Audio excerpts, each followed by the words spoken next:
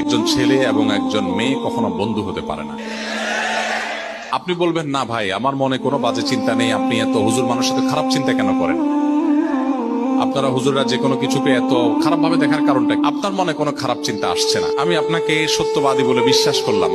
আপনি অসুস্থ আমি এটা মনে করলাম না, আমি মনে করলাম আপনি সুস্থ, বাট আপনার মনে খারাপ কোনো চিন্তা আসছে না।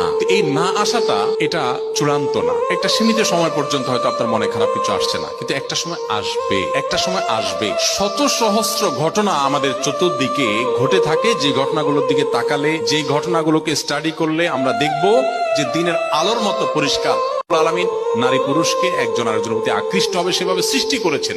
সৃষ্টি এভাবে, প্রকৃতি এভাবে। অতএব আপনি এখানে যদি ভালো সাজার চেষ্টা করেন যে না আমার মনে খারাপ কোনো চিন্তা আসে না, তাহলে আপনার ডাক্তার দেখানো দরকার।